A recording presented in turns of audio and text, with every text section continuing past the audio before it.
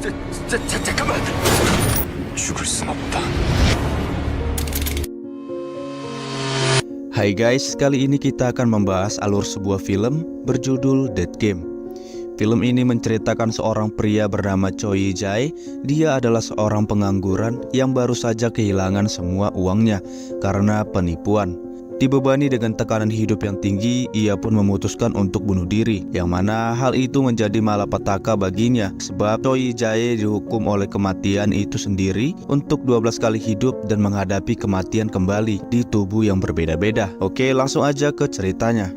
Cerita bermula pada 7 tahun yang lalu. Pemain utama kita bernama Choi Jae sedang dalam perjalanan untuk interview kerja di sebuah perusahaan yang terkenal bernama Taekang, yang mana ia juga merupakan seorang mahasiswa dari universitas bergengsi Kyohak. Tidak lupa ia juga disemangati oleh seorang pacar cantik bernama Lee Jisoo. Tetapi sialnya saat dalam perjalanan itu dia menyaksikan seorang bapak-bapak yang bundir menabrakkan dirinya ke mobil. Entah apa alasan bapak tersebut, tetapi ia yang menyaksikan itu berusaha menanyakan keadaannya. Namun pada saat itu juga ia mengalami trauma karena melihat darah yang begitu banyak dan menyaksikan seseorang meninggal di hadapannya. Sebab trauma itu ternyata terbayang-bayang sampai pada ketika dirinya sedang interview kerja. Jae mengalami trauma gemetar yang hebat hingga ia tak bisa mendengarkan pertanyaan HRD kepadanya, yang mana membuat dirinya gagal dalam interview kerja itu. 취업의 장벽은 더욱 높아져갔다.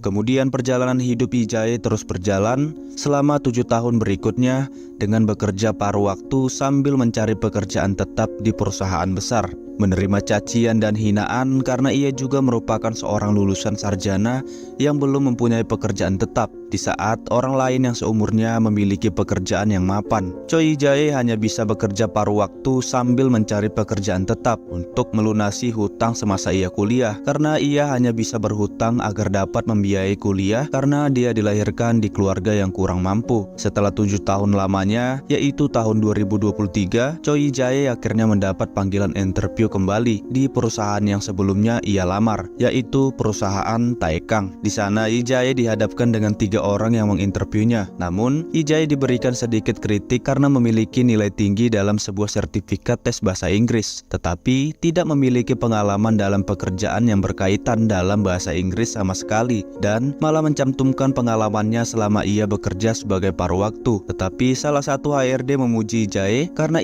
Jae mencantumkan pekerjaan paruh waktu karena ingin terlihat tekun dan pekerja keras. 자신은 헝그리 정신과 근성이 있다는 걸 말하고 싶었다. Apalagi ayahnya yang sudah meninggal sejak ia umur 5 tahun, yang mana membuat ia harus bekerja keras karena tidak memiliki lagi tulang punggung keluarga. Karena dipuji kerja kerasnya, Jae dengan senyum sumringah berpositif thinking ia akan diterima di perusahaan itu. Tapi kebahagiaannya terganggu sebab ia mendapat sebuah kabar bahwa perusahaan yang direkomendasikan oleh temannya untuk berinvestasi bernama Hyunsu, yang ternyata adalah perusahaan yang dimanipulasi penipu, yang mana temannya juga adalah komplotan dari semua itu. Kemudian Jae bergegas lari ke rumah Hyunsu, namun penipu itu tidak membukakan pintunya hingga membuat Jae frustasi. Ia berusaha membobol apartemennya, yang mana dirinya harus berurusan dengan polisi karena membuat kegaduhan dan berisik.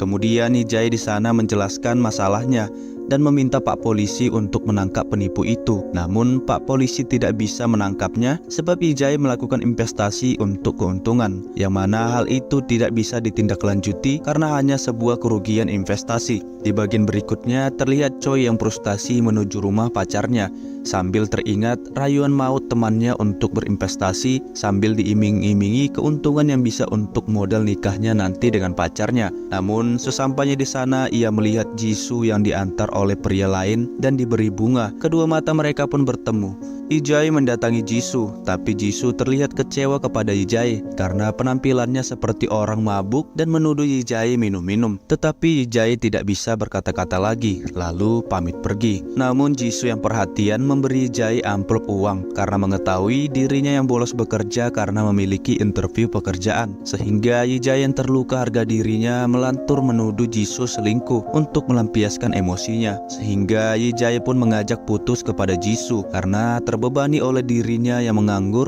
dan tidak berguna. Berpacaran dengan Jisoo yang merupakan dari keluarga yang kaya, 그만해요. 헤어져 줄까? 오늘 고생했다. Apalagi setibanya ia di rumah, Ijai diusir dari rumahnya karena menunggak bayaran hingga semua barang-barangnya dikeluarkan. Apalagi pada pagi harinya pun Ijai mendapat kabar bahwa dia gagal dalam interview bekerjanya di Taekang. Setelah mendapatkan kesialan beruntun, Ijai memutuskan untuk mengakhiri hidupnya di atap gedung sambil meninggalkan surat wasiatnya. Sesudah ia loncat dari atap gedung, tiba-tiba ia tersadar sedang berada di sebuah pesawat dan memiliki wajah yang berbeda daripada wajah aslinya. Di sana ia bertemu seorang wanita sambil membacakan wasiat Choi Jae. Kaget bahwa wanita itu mengetahui namanya. Pada saat ia melihat mata wanita itu, Choi Jae teringat kembali kejadian sesudah ia bundir. Dirinya ada di dunia lain dan bertemu pertama kali dengan wanita itu. Wanita itu adalah kematian itu sendiri, atau kita sebut saja maut. Menjelaskan bahwa dia akan dihukum karena sudah mempermainkan kematian. Kembali pada saat sekarang, Choi akan masuk ke tubuh orang yang berbeda-beda dan akan mengalami kematian di tubuh itu untuk merasakan kematian kembali. Tapi jika ia berhasil menghindari kematian itu, maka Choi Jae akan terus hidup di tubuh itu. Ijai tidak puas karena dirinya bundir, tidak ingin kembali berjuang hidup, tetapi malah disuruh berjuang hidup, yang mana maut pun menyuruh untuk memperlihatkan kepadanya bahwa Ijai tidak takut akan kematian, seperti dalam surat wasiatnya. Kemudian pada saat maut hilang, pesawat yang dinaiki Ijai mengalami turbulensi, yang mana membuatnya khawatir sebab mengira dirinya akan menghadapi kematian yang disebut oleh maut. Ia pun segera memakai pengaman, tetapi pramugari datang untuk mengingatkan tidak perlu khawatir karena ini hanya sementara. Dan sesudah turbulensi berhenti, Choi Jae pun lega dan pergi ke ruangan pribadinya. Disitulah ia melihat kemewahan yang dimiliki tubuh ini, sebab tidak lama kemudian datang sebuah kristal terbang yang menghampiri Choi Jae, di mana ia pun teringat jati diri tubuh ini bernama Park Jin Tae, berusia 30 tahun dan merupakan putra kedua dari CEO Taekang Group. Ditambah ia adalah pewaris Taekang Group juga. Dengan mengingat itu, Choi Jae pun berpikir untuk terus hidup karena semua yang ia impikan ada di dalam tubuh yang ia rasuki. Namun pada saat itu juga salah satu mesin pesawat mengalami kebakaran, yang mana membuat pesawat yang dinaikinya mengalami masalah dan terus jatuh ke bawah. Ditambah salah satu bagian pesawat yang hancur membuat para pramugari tersebut jatuh keluar. Sementara itu, Ijai berhasil duduk dan memakai sabuk pengaman. Hanya bisa duduk diam dan melihat. Beberapa saat kemudian pesawat itu pun meledak dan Choi Jae mengalami kembali kematian. Kemudian ia tersadar dirinya sudah berada di dunia lain dan bertemu kembali dengan maut.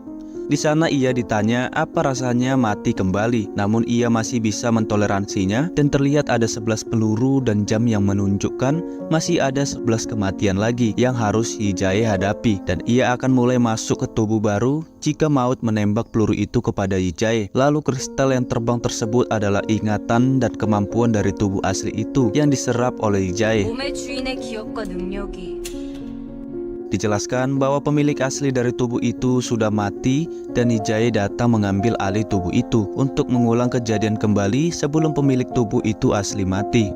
Dan tergantung usahanya, mungkin saja Ijai mendapat akhir yang berbeda jika ia berusaha. Ia pun mengeluh bagaimana caranya ia bertahan dari pesawat yang akan meledak. Namun maut menegaskan bahwa jika Ijai gagal untuk bertahan, maka ia akan masuk neraka, yang mana kebetulan mereka sedang berada di depan pintu neraka, membuat maut mengajaknya untuk mampir melihat neraka. Tapi di sana Ijai menangis melihat semua orang yang disiksa dan merasa tidak akan tahan kuat menanganinya, walaupun hanya 1 menit saja. Ijai akan masuk neraka karena kesalahannya adalah maut itu sendiri sebelum maut mencarinya. Tetapi hal itu bisa dicegah jika saja Ijai bisa selamat di tubuh yang baru. 1분이라도 견딜 자신 있어? Maut pun menembak Ijai. Scene langsung berganti kepada Ijai yang sedang merasuki tubuh baru dan terjun tanpa parasut. Kemudian kristal ingatan itu pun datang kepadanya dan ia pun mengingat bahwa tubuh ini bernama Song Jae-sop yang berusia 38 tahun. Tubuh ini memiliki 4 rekor dunia karena menyukai olahraga yang ekstrim, di mana ia melakukan hal ini ditantang oleh sponsornya untuk terjun tanpa parasut dan mendarat di sebuah jaring yang akan menyelamatkan hidupnya. Hal ini juga disiarkan oleh berbagai platform media secara langsung, yang mana setelah menyerap ingatan dan kemampuan itu, Ijai menjadi percaya diri dan tidak takut lagi. Yi Jae pun dengan pedenya mencari jaring itu dan setelah menemukan jaring itu, ia pun melesat dengan kecepatan tinggi untuk mendarat di sana. Namun karena terlalu pede, sangat disayangkan, Yi Jae mengalami kematian keduanya. Setelah itu, Yi Jae kembali ke dunia lain dan masih terbayang-bayang sesakit apa kematian sebelumnya. Bahkan mengkomplain bagaimana ia bisa selamat dari ketinggian tanpa parasut. Bahkan setelah ia mendapatkan ingatan dan kemampuannya, tetap saja dia tidak berhasil. Sebab hal itu bukanlah hadiah, melainkan hukuman dari maut yang mempermainkan Yi Jae. Kemudian Yi Jae meminta maaf karena telah meremehkan kematian. Namun hal itu sudah terlambat sebab dosa Yi Jae sudah terlalu besar hingga membuat Tuhan marah. Namun dosa besar yang ia perbuat bukanlah bunuh diri, melainkan hal lain yang mana ia juga tidak tahu dosa apa yang diperbuatnya hingga membuat Tuhan marah. Karena ditambahkan satu peraturan kembali oleh maut jika Yi Jae tidak menyadari dan bertobat atas dosa besar yang ia lakukan, maka walaupun selamat, Yi Jae akan tetap masuk neraka. Yi Jae mengungkapkan bahwa dirinya melakukan bundir karena pengangguran, tidak punya uang dan semua tabungannya habis. Bahkan harus merelakan orang yang ia sayangi untuk pergi, yang mana membuat dunia terasa gelap. Namun ia malah mendapat hukuman seperti ini, padahal ia tidak menyakiti siapapun. Tetapi maut mengingatkan pada Yi Jae, di balik kematian Yi Jae, apakah benar-benar tidak ada yang terluka atas kematiannya? Yang mana hal itu tidak penting bagi Yi Jae, karena semuanya sudah terlambat. Jika dia menyesalinya dan diberikan kesempatan untuk hidup lagi, Yi Jae menolak untuk hidup lagi. 이제 와서 후회하면 천국 가요? 가난한 집안에서 태어나.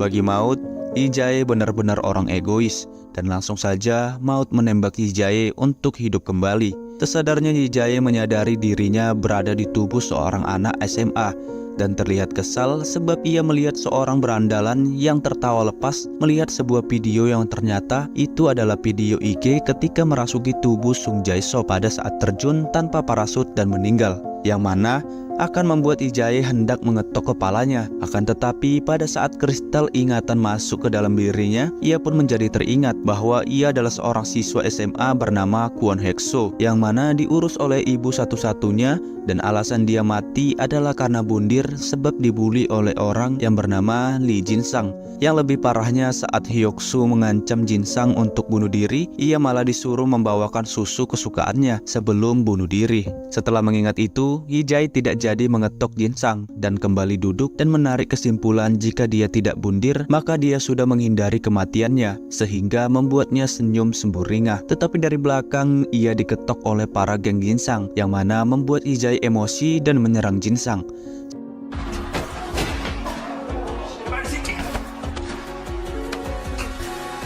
Salah satu temannya yang memiliki badan lebih tinggi darinya membuat Yi Jae tidak bisa berkutik karena perbedaan perawakan.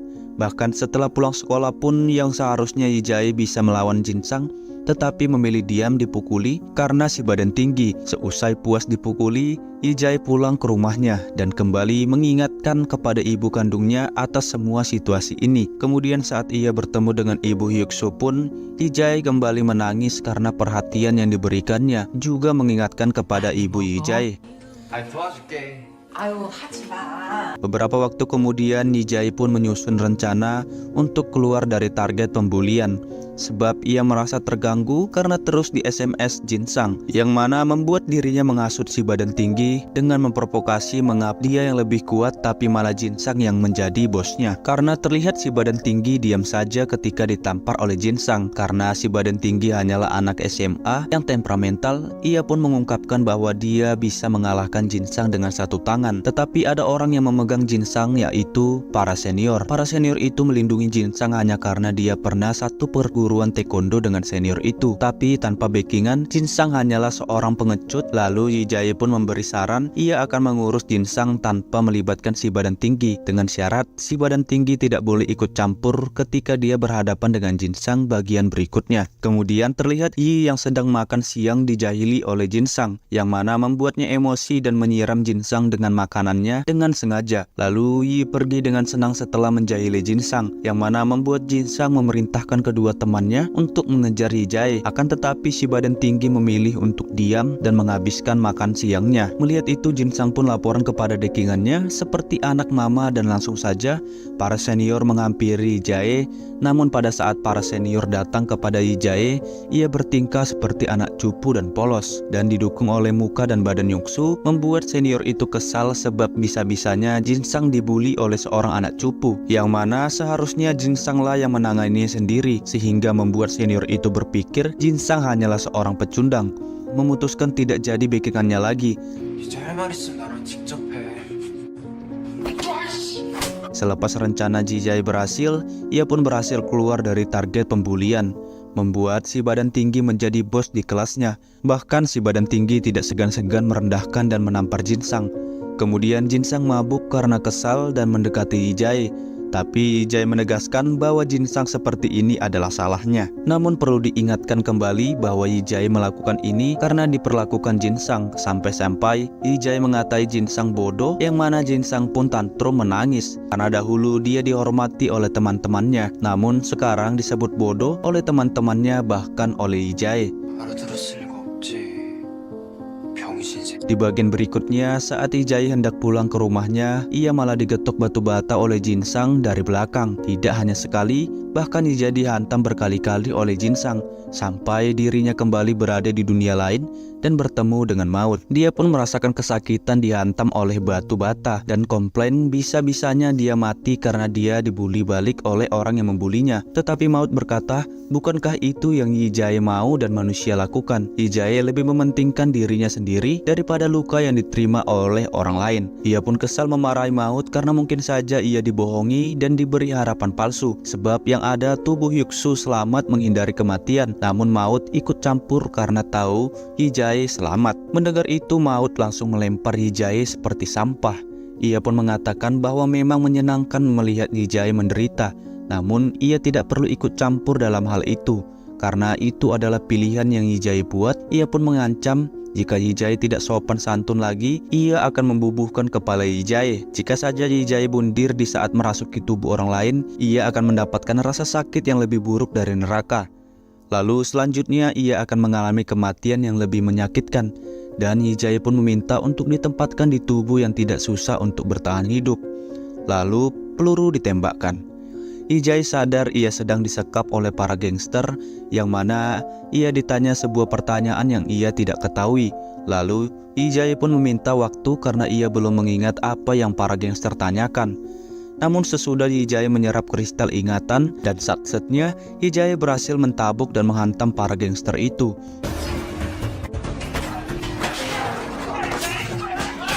Ia mendapatkan tubuh seorang gangster bernama Lee Ju-hun.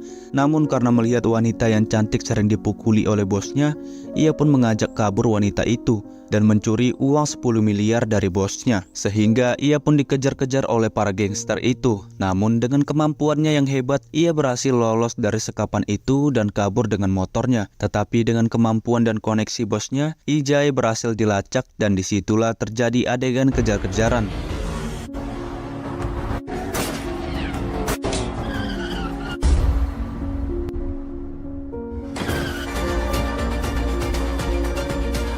Adegan kejar-kejaran masih berlanjut. Bukannya para gangster, tetapi polisi korup juga mengejar Yi-jae. Pasalnya mereka akan diberikan 2 miliar jika saja bisa menangkap Yi-jae. Hingga pada saat Yi-jae tidak punya pilihan lain dan masuk ke mall untuk mencari jalan, dan sialnya di sana juga Yi-jae terkepung. Tetapi untungnya nampak lift terbuka dan Yi-jae pun dengan skill dewanya berhasil masuk ke lift itu dengan motornya. Namun para gangster itu rame-rame menuju atap, sedangkan Yi-jae yang ada di atap terjebak. Karena tidak memiliki jalan, ia pun terpaksa menerobos pembatas yang ada dan terjun ke bawah, sebab Yi-jae sudah mengetahui jika saja ia mati maka ia bisa hidup kembali. Karena jika ia menyerahkan diri, itu sama saja menyerahkan nyawanya. Tetapi untungnya terdapat sebuah kolam yang menjadi pendaratan Yi-jae, dan si bos gangster pun heran dengan kegilaan Yi-jae yang di tubuh Lee Jun. Pasalnya bisa-bisanya ia tidak takut untuk terjun ke sana. Bak seperti kucing yang mempunyai 9 nyawa, Yi-jae pun berhasil kabur dan senyum semburinya karena mendapat tubuh yang memiliki kemampuan untuk bertahan hidup yang tinggi. Sesampainya di sekitar lokasi penyimpanan uang, Yi-jae pun bertemu dengan wanita yang ia selamatkan. Wanita itu pun langsung memeluk Yi-jae dengan hangat dan bertanya lokasi uang yang ia sembunyikan. Namun pada saat ia memberitahu uangnya ada di dalam perahu di sekitar situ, naasnya Yi Jae ditembak 2 kali tepat di kepalanya dan meninggal. Sesadarnya ia di dunia lain, ia pun mengoceh karena bisa-bisanya ia ditipu oleh wanita itu, kemana bahkan Maut pun tertawa melihatnya. Dirinya pun bertanya kenapa gadis itu membunuhnya, tapi Maut menyindir kebodohan Yi Jae sebab Yi Jae bundir karena uang. Jadi tidak aneh gadis itu membunuh dia karena uang. Yang mana takdir Lee Ji-hoon tidak terhindarkan. Pasalnya raga Lee Ji-hoon juga modar dikarenakan wanita itu, bukan oleh para gangster. Lalu Yi Jae pun membuat rencana bahwa dirinya akan hidup lagi lalu mencari 10 miliar yang ia sembunyikan. Sebab hanya dia yang tahu uang itu di mana lokasinya, karena perahu itu ternyata bukan tempat ia menyimpan uang, melainkan kendaraan menuju tempat ia menyembunyikan uangnya. Sambil memikirkan itu, ia pun terlihat senyum. Maut yang melihat itu kesal dan langsung menembak Yi Jae karena senyumannya. Ia pun kembali tersadar di tubuh narapidana. Sesampainya di ruangan selnya, ia pun bertanya kepada temannya kapan Yi Jae akan keluar, sebab dirinya belum mendapatkan kristal ingatannya, dan salah satu temannya memperingatkan untuk menjauhi teman sel yang psikopat, sebab Yi Jae akan keluar dalam 4 hari. Kemudian datanglah sang teman sel yang psikopat, itu yang ternyata adalah Lee Jin-sang yang membunuh Yi Jae di tubuh Yuksu, yang mana Yi Jae langsung emosi dan menghajar Jin-sang tanpa ampun. Tapi para teman sel yang lain memisahkan mereka sebab mereka takut pada Lee Jin-sang, dan Jin-sang juga mengancam akan membunuh Yi Jae, dan pada saat itu juga ingatan dan kemampuan asli diserap oleh Yi Jae. Tubuh ini bernama Choi Tak-sang yang berumur 21 tahun. Ia merupakan seorang yang berlatih menjadi atlet MMA. Tetapi karena dia berasal dari keluarga yang kurang mampu, Choi Tak-sang mengambil pekerjaan yang dibayar 200 juta won jika saja ia menggantikan klien yang menabrak seorang perempuan. Yang mana itu berujung malapetaka karena Choi Tak-sang seharusnya dibebaskan karena pada saat itu ia masih berada di bawah umur dan pastinya akan langsung dibebaskan karena peraturan hukum di Korea. Tetapi sialnya sang korban malah meninggal dan Choi Tak-sang harus dipenjara selama 2 tahun lamanya. Ia pun mengancam pengacara sang klien untuk membayarnya 1 miliar karena Tak-sang masuk penjara. Sebab jika hal itu tidak dilakukan, ia akan melaporkan kebenaran ini setelah dirinya keluar dari penjara. Dan sang pengacara pun mengancam akan membunuhnya jika saja itu terjadi. 10억 가지고 와요. 사는 법이라. Lalu kembali ke masa sekarang, polisi pun memisahkan pertengkaran mereka dan juga teringat saat Lee Jin-sang masuk sebagai tahanan baru.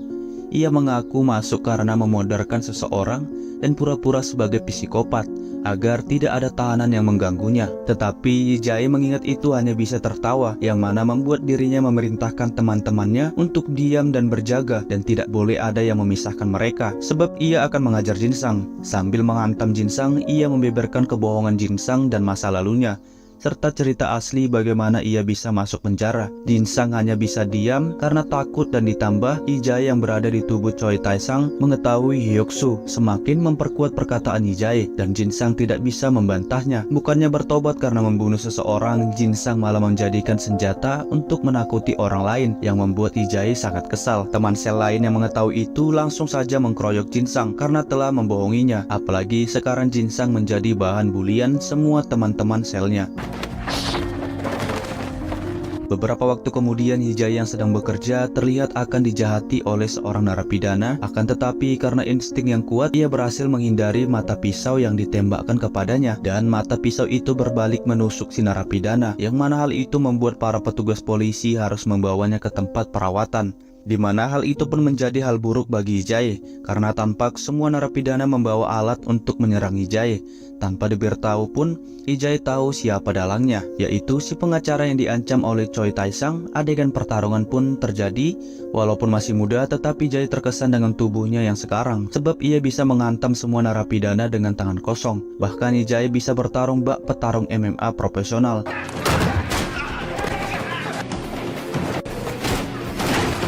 Seusai ia membantai para narapidana, ia pun menasihati salah satu teman sel dekatnya untuk bertobat dan sesali perbuatannya, sebab hal itu masih belum terlambat, yang mana bagi Yi Jae mengingatkan pada dirinya sendiri atas semua perbuatannya, dan kini Yi Jae juga di lubuk hatinya menyesal. Namun hal itu sudah terlambat bagi Yi Jae, karena sekarang ia adalah orang yang sudah mati. Beberapa waktu kemudian, pada saat jam tidur, terlihat Jin-sang yang mengasah sebuah plastik agar menjadi tajam, yang mana hal itu diketahui oleh Lee-jae karena ia mengetahui pasti Jin-sang akan melakukan hal yang sama seperti di masa lalu. Lee-jae tampak sangat ingin membunuh Jin-sang, tapi ia menahan diri karena harus bebas dan mendapatkan 10 miliar yang ia sembunyikan. Lalu untuk membuat kapok Jin-sang, Lee-jae kemudian berpura-pura bisa melihat hantu Yoksu dan membeberkan kejadian memalukan yang dialami Jin-sang. 블랙맨을 보았다는데? Bahkan Jin-sang tidak merasa menyesal karena telah membunuh Yoksu hingga Lee-jae pun terus menghantam Jin-sang.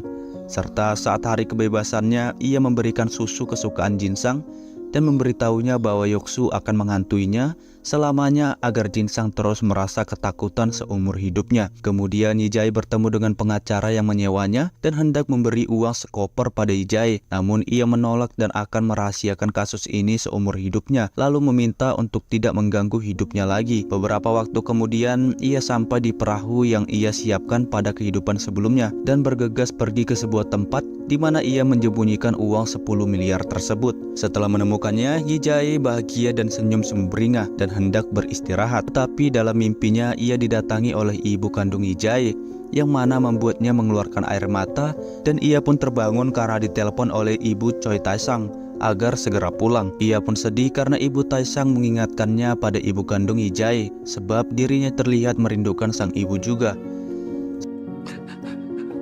Sesampainya di stasiun, Lee-jae membagi dua uangnya untuk ibu Tae-sang dan sebagiannya ia menyimpannya di dalam sebuah loker yang bisa disimpan maksimal 4 hari ke depan. Namun dalam perjalanan, Lee-jae ditusuk oleh ayah dari korban yang kliennya tabrak sehingga Lee-jae pun mau tidak mau harus mengungkapkan bahwa bukan dirinya pelaku sebenarnya, melainkan orang lain. Mendengar itu, si bapak langsung ragu untuk membunuh Lee-jae dan lari karena ada suara langkah orang terdengar yang ternyata itu adalah suara langkah dari teman narapidananya. Tetapi alih-alih menolong, temannya malah menusuk Lee-jae sebab temannya dibayar ratusan juta won jika saja berhasil membunuh Lee-jae. Lee-jae pun kembali sadar di dunia lain dan merindukan ibunya. Kesal karena kalau saja dia tersadar tentang dendam ayah korban, maka mungkin dia bisa saja menghindari kematian itu. Dan Maut pun setuju akan hal itu karena Lee-jae tidak mungkin akan mengingatnya. Sebab bagi Maut, Lee-jae hanyalah orang egois yang tidak memikirkan kesedihan orang lain. Kemudian Lee-jae menyuruh Maut untuk memulai hukumannya. Tapi sebelum menembak, Maut tampak tersenyum. Yang ternyata itu karena Lee-jae dihidupkan di tubuh seorang bayi. Tampak Lee-jae dalam tubuh bayi menangis, tapi ibunya bukannya menenangkannya, ia malah ikut tantrum mendengarnya. Sampainya di rumah, ia langsung dibanting dan bahkan ia disuapi makanan kadaluarsa oleh ayahnya. Tetapi saat ia menolak untuk makan, ia malah dimarahi oleh ayahnya. Beberapa saat kemudian polisi datang karena menerima sebuah laporan tentang penganiayaan anak dari rumah sakit yang melihat ada tanda-tanda penganiayaan. Namun orang tua itu berakting dan menyangkal hal tersebut sebab ia juga meyakinkan polisi dengan menunjukkan kartun anak yang menyatakan dirinya bekerja di lembaga perlindungan anak, yang membuat polisi itu percaya dan pergi. Lee-jae yang menyadari itu hanya bisa menangis dan malah membuat jengkel orang tuanya hingga ibu dajalnya malah membanting Lee-jae dan membekam Lee-jae hingga tewas.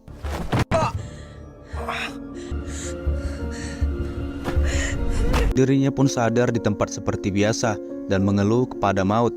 Namun Maut berkata bayi itu tidak mempunyai ingatan dan kemampuan, bahkan tidak bisa memilih untuk hidup atau mati.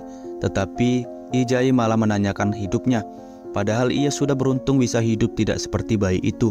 Bahkan Maut berpendapat bahwa Lee-jae akan mati melihat tindakannya selama ini. Berusaha sekeras apapun, Lee-jae tidak akan berhasil dan menekankan jika Lee-jae membunuh orang, maka Maut akan ikut campur. Lee-jae mendengar itu aneh karena ia merasa tidak akan pernah menghilangkan nyawa seseorang karena dirinya adalah orang yang baik. Kemudian Maut mulai menghukum Lee-jae. Kemudian tersadar di sebuah keramaian, ia pun bergegas mengecek tanggal sebab hari di mana ia hidup kembali adalah hari di mana habis masa sewa loker yang dirinya pakai untuk menyimpan uang. Apalagi tersisa hanya tinggal 15 menit sebelum barang-barangnya diamankan. Tetapi untungnya Lee-jae dengan rusuh berhasil datang tepat waktu sebelum para pegawai mengamankan barangnya. Lalu pada saat kristal ingatan diserap oleh Hee-jae, sadar tubuh yang ia rasuki adalah tubuh seorang model bernama Jang Kyung-woo yang disukai banyak wanita, yang mana uang dan wanita hanya dalam satu jentikan jari saja bisa datang kepadanya. Hee-jae yang menyadari itu tampak sangat menyukai dirinya yang sekarang. Beberapa waktu kemudian Hee-jae diajak untuk party bersama di tempat jedak-jeduk. Ia pun tanpa ragu mau ikut sebab dirinya diberitahu bahwa banyak sekali wanita cantik di sana. Sesampainya di sana, Hee-jae yang meminum beberapa teguk langsung maboi sebab tubuh Geon-woo tampak tidak bisa mentoleransi banyak minuman. Dan pada saat menemui penyelenggara pesta yang tidak lain dan tidak bukan adalah anak pertama dari Taekang Group, Park Tae-woo. Hee-jae yang sedikit mabuk terlihat menyapa Park Tae-woo, namun si Tae-woo tampak memaklumi Hee-jae yang mabuk. 네, 저 알죠. Sesadarnya Hee-jae sudah berada di kamarnya dan dicari oleh kakaknya sebab kakaknya sendiri mencari Hee-jae untuk menyuruh dirinya menjaga kafe milik kakaknya karena akan pergi ke Amerika. Awalnya rencana Hee-jae adalah untuk bekerja 1 hari dan dia akan pergi ke luar negeri untuk melarikan diri. Tetapi tampaknya rencananya tidak jadi ia lakukan sebab ia langsung melohok melihat salah satu pelanggan tetap di kafe kakaknya, yang mana itu adalah Lee Jisoo, mantan pacar tubuh aslinya. Hee-jae yang melihat Jisoo pun teringat kenangan-kenangan mereka bersama. 제가 가지러 갈게요. Akibat sudah terlalu lama berpisah dengan mantannya, Hee-jae tidak bisa berhenti curi-curi pandang kepada Jisoo dan langsung bergetar gugup saat melayani Jisoo. Kakaknya yang peka memberitahu Hee-jae bahwa Jisoo sering ke sana dan dia adalah seorang penulis, yang mana Hee-jae pun langsung mencari berita tentang penulis Jisoo. Di sana ia mengetahui bahwa Jisoo baru saja memenangkan kontes menulis dan karyanya diterbitkan menjadi novel. Apalagi Jisoo membahas tentang Hee-jae yang menjadi inspirasinya dalam menulis, yang bahkan Hee-jae saja tidak tahu akan hal itu sebab hari di mana Jisoo memenangkan kontes itu adalah hari di mana Hee-jae putus dengan Jisoo, dan juga amplop yang diberikan kepada Hee-jae adalah amplop uang dari hadiah Jisoo memenangkan kontes itu. Hee-jae yang menyesali hal itu pun langsung buru-buru pergi ke perpustakaan untuk membeli novel milik Jisoo dan teringat akan kenangan mereka sebab banyak sekali isi dari novel itu yang terjadi berdasarkan kenangan Hee-jae dan Jisoo. Apalagi kata-kata yang paling diingat Jisoo yang diucapkan oleh Hee-jae adalah dirinya tidak akan segan untuk mengorbankan hidupnya demi wanita yang ia cintai dan akan bersama Jisoo selamanya. Dimana hal itu membuat Hee-jae menyesali semua perbuatannya kepada Jisoo karena telah melepaskannya. 딱 붙어서 절대 떨어지지 않을 거야. 평생 내 곁에 있겠다던 그의 말을. Bagian berikutnya terlihat Jisoo yang sedang nongkrong di kafe. Hee-jae melihat kakak Jisoo yang mampir menemui dia. Hee-jae yang melihat itu baru mengetahui bahwa orang yang mengantar Jisoo pada malam ia putus adalah kakaknya, membuat tambah penyesalan Hee-jae. Lalu ia pun berinisiatif untuk dekat dengan Jisoo dengan cara meminta tanda tangannya karena ia adalah penggemar dari novelnya, yang mana hal itu membuat Hee-jae kembali bersedih karena pulpen yang dipakai oleh Jisoo tidak lain dan tidak bukan adalah pulpen milik Hee-jae yang belum sempat dirinya berikan sebagai hadiah kepada Jisoo. Kemudian Hee-jae memberi ide cerita untuk dijadikan novel, yang mana cerita itu adalah tentang dirinya yang diberi hukuman untuk hidup dan mati di kedua tubuh yang berbeda, dan menceritakan semua hal itu kecuali tentang dirinya dan Jisoo. Jisoo yang mendengar itu terkesan karena cerita yang didengarnya seolah-olah adalah nyata, sebab Hee-jae menjelaskan cerita itu dengan menggambarkan emosi tokoh utama dengan mendetail, yang mana ia pun bertanya nama Hee-jae. Walaupun ingin menyebutkan dirinya adalah Choi Hee-jae, tetapi dirinya menahan diri dan memperkenalkan diri sebagai Yonggon-woo. 와, 진짜 걔 완전 미친년이에요. 장건우예요. Bagian berikutnya terlihat Hee-jae dan Jisoo terus menjadi lebih dekat dengan cara menceritakan hukuman Hee-jae, yang mana hal itu terjadi setiap harinya. Namun ada hal janggal bagi Jisoo, karena jika itu dirinya, dia akan terus mengunjungi ibunya. Tetapi hal itu tidak Hee-jae lakukan karena baginya terlalu menyakitkan jika melihat ibunya yang bersedih karena anaknya sudah mati. Jisoo pun kagum pada Hee-jae akan ceritanya, bahkan kagum jika ia mengajukan beberapa pertanyaan. Hee-jae seolah-olah menjawabnya seakan itu adalah pengalaman ia sendiri. Karena sudah larut malam, Hee-jae hanya bisa memberikan sebuah payung untuk Jisoo karena cuaca sedang hujan. Tetapi pada saat ia di kafe, ia melihat mobil polisi berdatangan. Ditambah orang yang baru datang membicarakan polisi yang datang karena ada wanita yang kecelakaan. yang mana wanita itu adalah langganan kafe ini. Yi-jae langsung saja berlari dengan tergesa-gesa untuk melihat kejadian itu. Bahkan ia berusaha menerobos garis polisi yang ada karena khawatir itu adalah Jisoo. Yang untungnya Jisoo terlihat di seberang, membuat Yi-jae kembali tenang. Yi-jae dan Jisoo pun kembali berbicara mengungkapkan bahwa Jisoo mungkin akan seperti Yi-jae jika saja ia mendengar orang yang berarti baginya mengalami sebuah kecelakaan. Kemudian Yi-jae mengajak Jisoo untuk bertemu kembali besok, yang mana hal itu tidak bisa Jisoo lakukan sebab ia memiliki hal lain yang harus dilakukan, yaitu berkunjung ke makam Yi-jae. Dan Yi-jae yang mendengar itu diam-diam juga mengikuti Jisoo ke makam tanpa sepengetahuannya, dan mendengar Jisoo menyesal. Jika saja ia mencegah mereka putus malam itu, maka mungkin saja Yi-jae tidak akan melakukan bundir, di mana Yi-jae juga mengunjungi makamnya sendiri. Dan ibu Yi-jae juga tampak datang dan menangis karena kepergian putranya. Yi-jae pun ikut sedih sebab ia menyesal karena telah meninggalkan ibunya dan membuatnya bersedih. Lalu Yi-jae berinisiatif untuk memberi ibunya uang dengan berpura-pura menjadi kenalan putranya agar bisa setidaknya membahagiakan ibunya walaupun sedikit. Cerita berlanjut saat Yi-jae mengalami mimpi buruk di mana dirinya mati tertimpa sebuah benda, di mana peristiwa itu terasa nyata baginya. Esoknya ketika Yi-jae bekerja di kafe seperti biasa, ia berbagi ceritanya kepada Jisoo dan memutuskan untuk mengantarkannya pulang. Jisoo pun setuju dengan tawaran Yi-jae. Selama perjalanan pulang, Jisoo berharap agar cerita Yi-jae berakhir dengan happy ending. Ia merasa kasihan terhadap tokoh utamanya yang harus hidup dalam ketakutan karena kematian. Yi-jae pun memberitahu Jisoo bahwa mungkin hari itu adalah hari terakhirnya hidup. Dia pun mengakui memiliki pacar selama 7 tahun namun tidak bisa menunjukkan yang terbaik kepadanya. Namun pacarnya dengan percaya diri membanggakan dirinya. 여기요. 제 남자친구예요. Dan Yi-jae menyampaikan permintaan maaf dan berhenti bersedih kepada pacarnya karena dia tahu sudah terlambat baginya untuk meminta maaf sebab dia sudah mati. 오해해서 정말 미안하다고. Selain itu, Yi-jae mengungkapkan bahwa nama aslinya sebelum kematian pertama adalah Choi Yi-jae. K-J예요. 그게 무슨... Namun nasib berkata lain tidak mempersatukan mereka. Ketika Yi-jae dan Jisoo berbicara, mereka ditabrak oleh mobil dengan sengaja.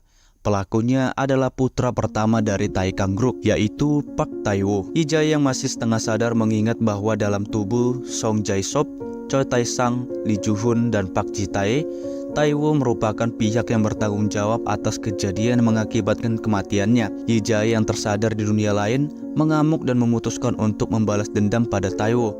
Lalu ia menodongkan senjata yang biasa ditembakkan pada dirinya kepada maut karena merasa dipermainkan. 넌 이게 재밌지? 이해하겠습니다.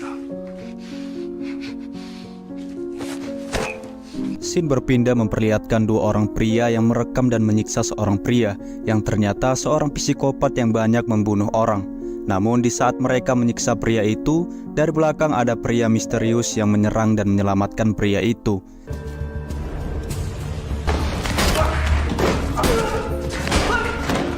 Saat di mobil, pria psikopat bertanya mengapa dia menyelamatkan dirinya. Apa dia tidak tahu siapa dirinya sebenarnya? Namun pria yang menyelamatkannya sudah tahu siapa pria itu. Dan dia menyelamatkan pria itu hanya agar bahan seninya tidak rusak. Seketika pria psikopat pun panik dan menyerang pria itu. Namun dia seketika langsung pingsan.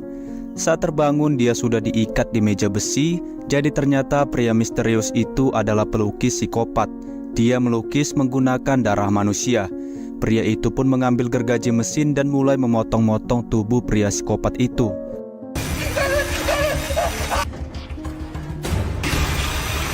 Kembali ke Yi-jae yang menodongkan pistol kepada maut dan kemudian menembak maut. Setelah maut tertembak, Yi-jae menembak dirinya agar segera bisa membalas dendam dengan Tae-woo. Namun pistol itu kehabisan peluru dan kemudian maut tiba-tiba muncul dan mengatakan Yi-jae bodoh.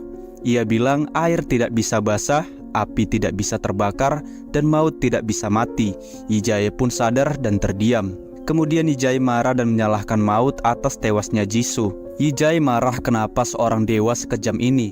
Kemudian maut tertawa dan berkata dia bukan dewa.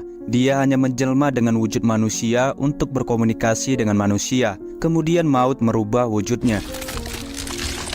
Saat Yi Jae bertanya apa itu wujud aslinya, kemudian maut berubah jadi Jisoo. 이제야. Yi Jae sempat tergoda mengira itu Jisoo asli, namun ia tersadar. Kemudian maut mengatakan kematian Jisoo memang sudah takdirnya dan bukan perbuatannya. Kemudian bertanya apakah Yi Jae siap ke tahap selanjutnya. Dengan penuh dendam, Yi Jae menjawab siap. Namun maut juga mengingatkan jangan membunuh karena ia akan ikut campur. Namun Yi Jae malah menantang maut. Kemudian peluru ditembakkan. Saat tersadar, ternyata Yi Jae masuk ke tubuh pelukis psikopat. Ia juga kaget tangannya penuh darah. Saat ia menelusuri ruangan, ia sangat kaget dengan ruangan yang penuh darah. Kemudian bola kristal muncul dari ember darah. Jadi, tubuh ini bernama Jeong Gyo Cheol, berusia 34 tahun. Sejak kecil ia memiliki bakat melukis. Namun sampai usia remaja, lukisannya kurang dihargai. Sampai di suatu saat ada wanita yang bunuh diri di hadapan Gyo Cheol. Namun anehnya, dia malah menemukan inspirasi dari korban itu. Dia mulai melukis wanita itu, dan anehnya lukisannya malah mendapat banyak pujian dan sangat diminati. Karena itulah dia mulai menculik orang dan membunuh mereka untuk karyanya. Menyadari ingatan tubuh ini, Yi Jae terkejut dan muntah-muntah. Saat melihat boneka tali, ia langsung teringat dengan perkataan Taiwo yang mengatakan tubuh Jisoo seperti boneka tali. Yi Jae pun marah dan berniat balas dendam. Ia mulai mendatangi TKP kecelakaan mereka. Saat ia tertabrak, Yi Jae sempat melihat asisten Taiwo melempar memori dan juga pulpen Jisoo ke dalam selokan. Kemudian dia membuka selokan itu dan mengambil pulpen juga memori itu. Sementara di kantor, Taiwo terkenal ramah dan baik. Namun saat itu dia menghadiri seminar tentang pimpinan psikopat. Yi Jae yang terkenal bos yang baik, ia pun dicoba mengikuti tes singkat itu. Beruntung ia tak termaksud sebagai psikopat. Di saat yang bersamaan, Yi Jae mendatangi kantor Taiwo. Di sana ia menonton TV di mana Taiwo dipuji karena bos yang baik dan ramah. Namun saat itu tiba-tiba hidungnya mimisan dan ia pun pingsan. Saat di rumah sakit, ternyata tubuh Gyo Cheol terkena kanker stadium akhir dan hidupnya hanya tinggal 1 bulan lagi. Namun dengan bangga Yi Jae mengatakan kalau itu sudah lebih dari cukup. Saat keluar rumah sakit, Yi Jae berencana mencari rumah Taiwo. Namun asistennya tiba-tiba menelepon dan mengatakan lukisannya ada yang mau membeli. Yi Jae sempat melarangnya. Namun saat tahu yang membeli adalah Taiwo, dia pun bergegas menemuinya. Saat bertemu di galeri, Yi Jae bersalaman dengan Taiwo. Taiwo kemudian meminta dijelaskan makna lukisan di hadapannya. Yi Jae dengan sikap dingin menjelaskan kalau lukisan itu dibuat dengan menghubungkan darah 5 orang. Taiwo bertanya apakah darah asli. Yi Jae menjawab ya, kemudian mengatakan kematian mereka terhubung dengan tangan dewa. Taiwo bertanya apakah tangan dewa itu dirimu. Dengan dingin Yi Jae menjawab ya. Kemudian Yi Jae mengatakan kalau dia tahu kalau Taiwo akan paham dengan karyanya karena mereka mirip dan saling terhubung. Taiwo kemudian bertanya orang seperti apa mereka berdua. Yi Jae mengatakan dia juga membunuh sama seperti Taiwo. Mendengar itu, Taiwo terkejut juga terdiam. Namun Yi Jae mengatakan kalau dia hanya bercanda. Namun ekspresi Taiwo sedikit marah dan tersinggung. Ia juga mengatakan lelucon itu tidak pantas diucapkan. Saat Taiwo asik memandangi lukisan, Yi Jae berniat membunuh Taiwo. Namun seketika ia teringat dengan peringatan maut yang melarangnya membunuh. Kemudian asisten Taiwo datang karena Taiwo dipanggil pimpinan. Taiwo juga menyayangkan karena lukisannya tak dijual. Namun saat Taiwo pergi, Yi Jae mengatakan kalau ia menjual lukisannya dengan Taiwo, asalkan dia yang mengantarkan ke rumah Taiwo. Yi Jae juga akan mengundang Taiwo datang ke studionya untuk melukis di hadapannya. Ternyata Taiwo dipanggil untuk menghadiri ibadah kematian adiknya. Di sana Taiwo marah karena semua orang masih saja menangisi kematian adiknya. Dan alasan Taiwo membunuh adiknya bukan hanya karena urusan ahli waris saja, namun karena adiknya tahu aib masa kecilnya yang ingin membunuh anak pembantunya, dan ayahnya juga sudah mengetahuinya. Ia yang kesal tambah kesal sebab seminar psikopat yang ia hadiri tadi ternyata perbuatan ayahnya. Kemudian Taiwo meminum narkobanya dan pergi dari sana. Di jalan ada dua detektif yang melihat Taiwo balap di jalan. Detektif muda itu pun mengejarnya walau sudah dilarang seniornya karena itu tugas polisi lalu lintas. Mereka terus saling kejar sampai terhenti karena ada jembatan putus. Detektif muda itu langsung menegur Taiwo dan menilangnya. Namun saat melihat Taiwo kesulitan memasukkan identitasnya ke dompet, ia pun memaksa Taiwo untuk keluar. Taiwo yang kesal menanyakan nama detektif itu. Jadi namanya adalah Woo Ji-hun. Ternyata Taiwo menelpon pimpinan Ji-hun. Rekan seniornya ternyata mengetahui siapa Taiwo. Namun akhirnya Ji-hun dimarahi pimpinannya dan disuruh minta maaf. Ji-hun pun meminta maaf pada Taiwo.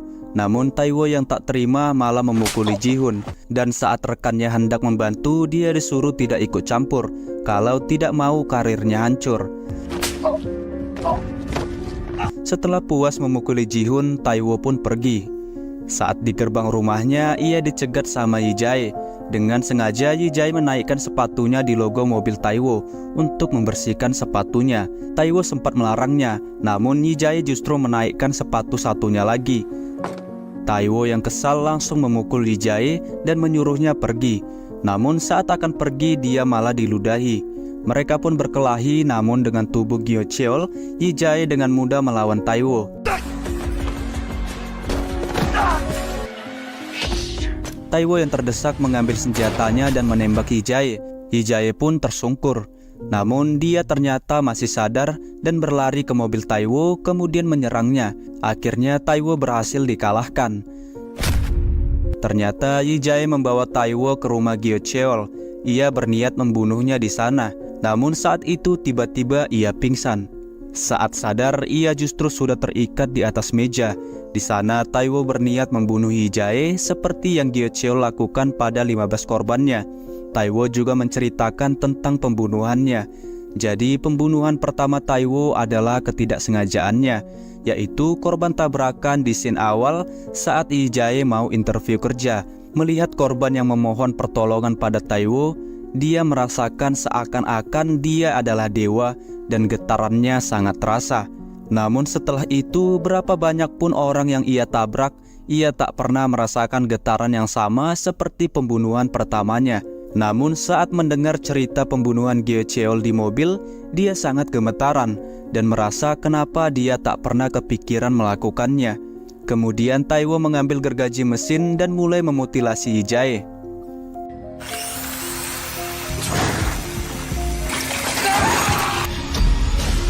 Kemudian Yi-jae tersadar di alam maut. Maut mengatakan ini adalah kematian yang paling sakit yang Yi-jae rasakan. Dia juga mengancam jika Yi-jae membunuh, dia akan melempar Yi-jae ke neraka. Namun anehnya Yi-jae justru tertawa. Jadi ternyata Yi-jae sengaja membuat dirinya terbunuh karena dia sudah menyiapkan kamera yang merekam pembunuhan dan pengakuan yang dilakukan Taiwo. Melihat itu, Maut pun langsung menyadari akan hal itu. Rencana Yi-jae ternyata akan balas dendam di kehidupan berikutnya. Tembakan pun dilontarkan. Yi-jae tersadar ia sedang mengejar seorang preman, namun karena preman itu membawa senjata, ia pun kabur. Tapi tertolong oleh juniornya. Juniornya pun memarahi Yi-jae agar tidak memalukan nama polisi dengan perilakunya.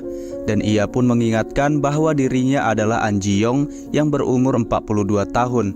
Ayahnya merupakan seorang polisi namun meninggal pada saat bertugas, yang membuat An Ji-yong juga ingin menjadi seorang polisi karena melihat ayahnya adalah ayah yang keren. Namun ibunya malah sakit-sakitan sebab khawatir anaknya yang menjadi seorang polisi akan seperti ayahnya. Ia pun berjanji kepada ibunya bahwa dirinya akan menjaga keselamatan dirinya sendiri. Namun karena perilakunya yang selalu kabur di saat-saat yang penting karena memikirkan keselamatan dirinya, ia pun diremehkan oleh rekan-rekannya, bahkan juniornya sendiri. Kedua polisi ini adalah polisi yang mengejar Taiwo saat ugal-ugalan. Saat bersama dengan juniornya yang dihantam, namun dia tak berbuat apa-apa. Setelahnya ia melihat berandalan yang pernah menikam dirinya saat di tubuh Taesang. Dia yang sedang memukuli seseorang dan direkam oleh banyak orang pula. Lalu Yi Jae pun memprovokasi berandalan itu dengan mengaku dia adalah Choi Taesang. Langsung saja berandalan itu emosi dan membocorkan rahasianya sendiri, yaitu ia pernah menikam Choi Taesang. Tapi karena panik direkam, ia pun mengancam semua orang yang di sekitarnya. Tapi Yi Jae kemudian mencegah hal itu dengan cepat. Berkat kemampuan tubuh ini, walaupun tubuh ini dicap pecundang, tapi ia tidaklah lemah. Di mana hal itu membuat Yi Jae viral seketika dan dianggap pahlawan karena aksi heroiknya. Para rekan kerjanya An Ji Yong pun juga terkaget-kaget akan perilakunya, sebab An Ji Yong terkenal sebagai polisi yang penakut. Di sisi lain, Yi Jae bersama juniornya pergi ke rumah Gyo Cheol untuk mengambil bukti rekaman. Setelah sampai, Yi Jae segera mengkopi rekaman CCTV saat Taiwo mencincang-cincang dirinya. Beberapa saat kemudian datanglah tim forensik dan tim investigasi untuk mengamankan TKP, yang mana terlihat jejak dari semua kejahatan yang dilakukan oleh Gyo Cheol. Di sana Yi Jae pun dipuji habis-habisan karena ia sudah melakukan hal yang luar biasa secara beruntun. Sementara itu, Taiwo yang ketagihan membunuh membutuhkan mangsa baru, yaitu sekretarisnya sendiri, dengan alasan akan pergi ke tempat yang bagus untuk makan malam. Ternyata ia membawa sekretarisnya ke rumah Gyo Cheol. Namun di sana nampak ramai polisi yang berjaga dan Yi Jae juga di sana menghentikan mobil Taiwo. Yi Jae menjelaskan situasi dan menyuruh Taiwo segera menjauh. Tapi ia juga menyindir Taiwo dengan mengatakan sebuah pepatah, yaitu penjahat selalu kembali ke TKP, dan menanyakan nama sekretaris Taiwo karena siapa tahu sekretarisnya akan menghilang. Yang mana hal itu membuat Taiwo emosi dan langsung menyuruh turun sekretarisnya di tengah jalan. Lalu Taiwo pun menghubungi bos gangster yang dulu mengincar Yi Jae saat di tubuh Lee Ji Hun untuk mengurusi Yi Jae yang berada di tubuh An Ji Yong karena merasa terancam. Sementara itu, Yi Jae menyerahkan rekaman itu ke sebuah stasiun TV untuk disiarkan karena ia sendiri tidak percaya kepada instansi polisi sebab ia curiga mereka mempunyai koneksi dengan Taiwo. Sepulangnya menyerahkan barang bukti, ia pun disambut bahagia oleh atasannya karena berkat Yi Jae atasannya mungkin saja mengalami promosi jabatan. Tetapi si junior mengajak bicara Yi Jae dan mengungkapkan bahwa dirinya melihat Yi Jae yang menyalin video CCTV dan menghapus yang asli. Yi Jae menjelaskan bahwa video itu berisi Gyo Cheol yang dicincang, namun pelakunya adalah Park Taiwo, yang mana jika video itu sampai ke kantor polisi, segera rekaman itu akan dihancurkan. Tetapi pada saat mereka berbincang, terlihat ibu kandung Yi Jae yang masuk ke kantor polisi. Ternyata ibu Yi Jae diperiksa polisi karena ibunya melaporkan bahwa ada orang tak dikenal yang menaruh tas uang di rumahnya. Tapi orang yang menaruh tas tersebut malah meninggal, yang membuat posisi ibu Yi Jae menjadi rumit. Yi Jae yang melihat itu membuatnya sedih, sebab apapun yang dilakukannya setelah meninggal tidak ada yang benar dan membuat ibunya kesulitan. Saat Yi Jae berpapasan, ia tak sengaja memanggil ibunya dengan ibu. Tapi setelah itu Yi Jae beralasan ia bingung memanggilnya apa, sehingga membuat kesalahan. Dengan mata yang berkaca-kaca, Yi Jae mengikat tali sepatu ibunya dan menyuruh untuk memakai sepatu tanpa tali. Tapi ibunya menolak, sebab itu adalah sepatu hadiah pertama dari putranya, yang mana membuat Yi Jae teringat kenangan hal itu. Kemudian Yi Jae pun bertanya kenapa ibunya melaporkan tas uang itu yang seharusnya ia menyimpannya saja. Namun ibunya merasa itu adalah hukuman dari langit. Rasanya seperti dibayar sebagai ganti nyawa putranya. Makanya ibunya tidak ingin menerima uang itu karena putranya lebih berarti daripada uang. Yi Jae yang mendengar itu hanya bisa bersedih dan menangis. Tetapi karena ingin setidaknya berguna bagi ibunya, ia pun memberikan bingkisan makanan kepada ibunya. Namun sesudah menaruh makanan itu, ia dikejutkan oleh seorang gangster yang akan menikam dirinya. Scene pun berganti kepada Park Taiwo yang berada di ruang kerja ayahnya dan melihat sebuah berkas yang berisi tentang ayahnya yang menyelidiki perbuatan Taiwo. Ayahnya pun datang mempergoki Taiwo. Taiwo yang tersinggung pun mengancam ayahnya sendiri dengan mengatakan bahwa ia suka cerita bangsawan zaman dulu, sebab saudara kandung dalam kerajaan adalah musuh yang harus bertarung sampai titik penghabisan. dan tidak terkecuali ayahnya pula. Untuk melampiaskan amarahnya yang seperti kesetanan, Taiwo pun menyalip orang asing, lalu ia melakukan aksi kejahatan kepadanya. Setelah kejadian itu, Taiwo mendapat kabar dari orang dalam stasiun TV bahwa mereka menerima rekaman Gyo Cheol yang dibunuh dan pelakunya adalah Taiwo, dan rekaman itu akan disiarkan malam ini juga. Tetapi pada saat Taiwo yang berusaha menelpon bos gangster yang akan mengurus Yi Jae, telepon itu dijawab oleh Yi Jae itu sendiri karena tampak si bos gangster yang sudah ditangkap oleh Yi Jae. Ternyata Yi Jae sudah menunggu dirinya diincar dan bisa mengantisipasi saat akan ditikam. Untungnya saja yang terluka hanya tangannya saja. Taiwo pun mengajak Yi Jae untuk membuat kesepakatan, tapi dia malah menyuruh Taiwo ke kantor polisi. Yang kemudian Taiwo pun menggunakan seluruh koleganya dan menemui Yi Jae di ruangan polisi korup yang memiliki jabatan tinggi agar bisa bernegosiasi dengan Yi Jae. Di sana Taiwo pun menawarkan uang, posisi, serta koneksi, tetapi Yi Jae menolak hal itu karena incarannya adalah Taiwo itu sendiri. Sambil merobek kertas kesepakatan itu, Yi Jae ingin mengajari Taiwo yang berpikir dia dewa, padahal hanyalah orang gila. Setelah perbincangan usai, Pak Taiwo ternyata memiliki rencana lain. Para polisi yang satu kantor dengan Yi Jae serentak mendapatkan pesan. Sang junior yang mendapatkan pesan juga tampak mendekati Yi Jae untuk menonton berita penangkapan Pak Taiwo. Diberitakan bahwa Taiwo yang mengakui dirinya telah menghilangkan nyawa seseorang, yaitu Gyo Cheol, seorang psikopat yang sudah memutilasi 15 orang. Dan pada saat itu, Taiwo diculik dan hanya membela diri agar dirinya tidak dibunuh oleh Gyo Cheol. Yang mana stasiun TV yang dipercaya oleh Yi Jae hanya menampilkan Taiwo yang diikat, dan pada saat Taiwo memutilasi Gyo Cheol tidak diperlihatkan, di mana seluruh media beserta relawan yang merupakan antek-antek Taiwo semuanya menolak Taiwo untuk dipenjara karena bersikeras tidak bersalah. Akibatnya atasan Yi Jae beserta Yi Jae pun diancam untuk dipecat. Kemudian Yi Jae juga diculik, yang tidak lain oleh teman polisinya sendiri. Karena pada saat semua teman polisi Yi Jae mendapatkan pesan itu adalah berisi untuk menculik Yi Jae.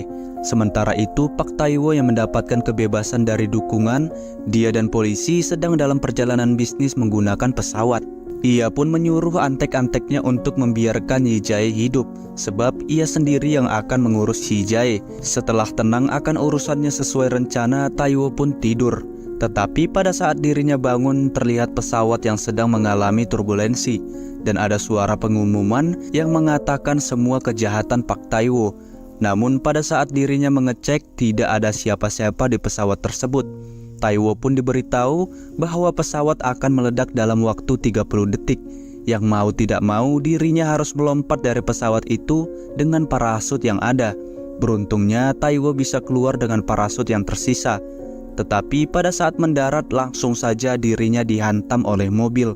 Ternyata orang yang menabraknya adalah Yi Jae.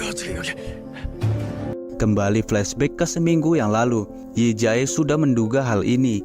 Ia pun berhasil menghindari penculikan berkat junior dan atasannya yang ada di pihak Yi Jae.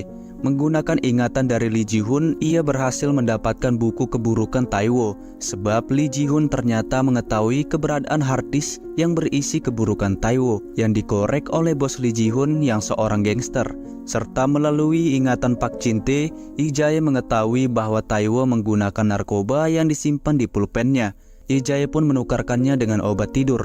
Dan Yi Jae memasang bahan peledak di dalam pesawat dan mengautopilotkan pesawat dengan ingatan Lee Ji-hoon. Lalu ia berhasil terjun bebas berkat pengalaman dan ingatan dari Seong Jae-sop yang merupakan pecinta olahraga ekstrim. Melalui bukti dari harddisk itu, akhirnya media TV mau menyiarkan hal itu. Dan berkat itu, para petinggi polisi juga ditangkap karena menerima suap dari Taiwo. Yi Jae pun kesal dan membalas perbuatan Taiwo setimpal dengan yang ia terima, hingga dirinya pun terasa menjelma dari semua orang yang pernah Taiwo hilangkan nyawanya. Di saat Yi Jae membekam Taiwo, datanglah maut untuk campur tangan dalam urusan ini.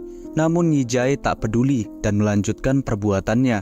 Tetapi perlakuannya terhenti saat dirinya melihat pulpen hadiah kepada Jisoo yang terjatuh, sehingga membuat dirinya pun mengurungkan niatnya itu. Namun Taiwo yang dibiarkan malah melunjak dan mau menikam Yi Jae.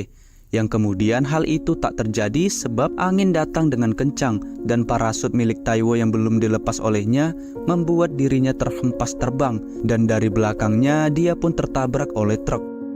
해피엔딩으로 끝났으면 좋겠어요. Akibat dari kecelakaan itu, Pak Taiwo mengalami koma dan kehilangan kakinya dan ayahnya Taiwo pun mundur dari jabatannya akibat kelakuan anaknya. Setelah semua pembalasan dendamnya, Yi-jae pun hanya bisa meratapi kesedihannya di depan pemakaman Jisoo. Lalu Yi-jae menjalani hidup sebagai seorang polisi dan mulai terbiasa dengan pekerjaan itu, yang mana dirinya juga mulai dihormati oleh rekan-rekannya karena An Ji-yong yang dulu adalah seorang pengecut, namun setelah Yi-jae mengambil alih tidak lagi menjadi seperti itu. Hingga suatu ketika saat Yi-jae sedang menjalankan tugasnya, tampak juniornya yang terluka akibat dari perkelahian, sehingga ia pun dilarikan ke rumah sakit, yang mana istri dan anak juniornya pun datang karena khawatir. Yi-jae yang melihat itu pun sedih dan berandai-andai jika saja dirinya tidak bunuh diri, mungkinkah kehidupannya akan bahagia seperti juniornya, di mana membuat penyesalan Yi-jae semakin mendalam. Scene berganti, Yi-jae dan juniornya sedang mengejar bandar narkoba, tapi sang bandar terlihat mengeluarkan senjata api. Yi-jae dan juniornya pun hanya bisa terdiam karena tidak membawa senjata apapun. Karena si bandar itu mulai menembak junior dan dirinya, Yi-jae pun nekat untuk menyelamatkan juniornya dengan menyerang si bandar. Yi-jae yang tertembak terus-menerus pun tidak punya pilihan lain selain menerjunkan dirinya bersama dengan si bandar. Sesadarnya Yi-jae pun kembali ke alam maut. Ia pun beralasan walau sudah dilarang bunuh diri, tapi ia melakukannya karena menyelamatkan juniornya. Yang mana hal itu juga membuat Yi-jae merasa bangga melakukan hal itu. Maut yang mendengar itu hanya bisa tersenyum dan mengirim kembali lagi Yi-jae. Saat di tubuh baru, Yi-jae menyadari kenapa Maut tertawa, sebab Yi-jae baru saja dihidupkan di tubuh seorang gelandangan. Lalu dirinya pun melihat berita tentang pengorbanan dirinya sendiri sebagai An Ji-yong. Dipuji oleh orang-orang karena perlakuannya membuat Yi-jae merasa lebih bangga lagi. Ia pun bergegas untuk pergi ke pemakaman dirinya sendiri, tapi tampak Yi-jae yang diusir dan dipandang sebelah mata oleh orang-orang, membuatnya menyadari bahwa pencapaian yang dicapainya tidak ada hubungannya dengan dirinya yang ada di tubuh baru. Apalagi saat dirinya berusaha menghibur juniornya yang menangis, karena juniornya merasa menyesal membuat An Ji-yong berkorban demi dirinya. Tetapi Yi-jae malah dibentak dan diusir oleh juniornya tersebut. Yi-jae pun menyadari bahwa terlahir dari tubuh yang berbeda berkali-kali dan mencapai prestasi tidak ada gunanya jika tidak bisa lagi hidup, yang mana dirinya juga meragukan jati dirinya sendiri akibat banyak ingatan yang diterimanya. Lalu pada saat bola ingatan itu datang untuk masuk ke tubuh Yi-jae, ia pun berlari agar tidak mendapat kembali ingatannya. Tapi ia malah terjatuh dari tangga dan meninggal. Kembali ke alam maut, Yi-jae pun berkata bahwa Maut pasti senang melihat kelakuan Yi-jae yang membanggakan perbuatan yang bahkan bukan miliknya. Tapi semua itu tidaklah penting bagi Maut. Dan ia memperingatkan Yi-jae bahwa di akhir babak ada rasa sakit yang di luar imajinasi Yi-jae menunggunya. Dan Maut pun langsung menembak Yi-jae. Yi-jae tersadar di sebuah tubuh yang memiliki pekerjaan kantoran serta istri dan anak yang menunggunya di rumah. Yang mana hal ini merupakan keluarga idaman Yi-jae. Tetapi pria ini tampak mengalami PHK di pekerjaannya. Dan bahkan istrinya pun menceraikan dirinya karena pengangguran, yang membuat si pria ini putus asa. Ia yang tak memiliki tujuan lain pun berencana untuk mengakhiri hukuman dari Maut dengan cepat. Ia pun berencana bundir dan menabrakkan dirinya, yang ternyata Yi-jae hidup kembali ke 7 tahun yang lalu pada saat Yi-jae juga masih hidup. Dan tubuh yang dirasukinya adalah bapak-bapak bunuh diri yang kita lihat di episode pertama. Yi-jae pun menyadari semua hukuman ini tidak akan terjadi jika Yi-jae yang masuk ke tubuh ini tidak bunuh diri. Karena di kejadian inilah Yi-jae mengalami trauma dimulai, dan Taiwo yang menjadi psikopat juga dimulai di sini. Maut pun hanya bisa tersenyum dan mengolok perbuatan Yi-jae. Padahal itu adalah kesempatannya untuk membalikkan keadaan di mana semangat Yi Jae sebelumnya yang ingin melawan permainan maut kepadanya, namun Yi Jae sekarang malah putus asa dan ingin cepat-cepat mengakhiri permainan ini. Yi Jae kemudian menegaskan pada akhirnya dia akan ke neraka dan kematian adalah cara untuk mengakhiri penderitaan. Ia juga akan segera mengakhiri dengan cepat ke tubuh siapapun yang ia masuki. Tetapi maut meremehkan Yi Jae karena Yi Jae pasti tidak akan melakukannya pada saat peluru ditembakkan. Hukuman terakhirnya pun dimulai. Yi Jae pun tersadar bahwa ia sedang di rumahnya dan tubuh yang ia masuki tidak lain adalah tubuh ibunya sendiri. Lalu bola ingatan pun masuk ke dalam dirinya.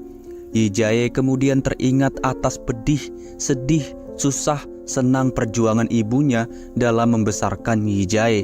Apalagi pada saat melihat tubuh Yi Jae sesudah bunuh diri, Yi Jae merasakan sendiri kesedihan ibunya. Ia pun mengingat perkataannya kepada maut bahwa bunuh dirinya tidak menyakiti siapapun. Tapi ternyata ibunya Yi Jae adalah orang yang tersakiti atas perbuatan Yi Jae. Ia pun menyadari apa kesalahannya selama ini yang maut katakan, bahwa kematian yang paling menyakitkan bukanlah saat dicincang maupun terbakar hidup-hidup, melainkan menyaksikan orang yang dicintainya meninggal, yang mana hal ini terjadi kepada ibunya sendiri.